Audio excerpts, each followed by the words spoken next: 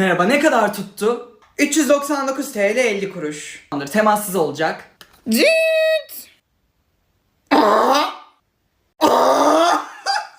Ne oldu, neye gülüyorsunuz? Yetersiz bakiye dedim, fakir. İsterseniz bir dakika diğer kartla deneyeyim. Bu adam fakir.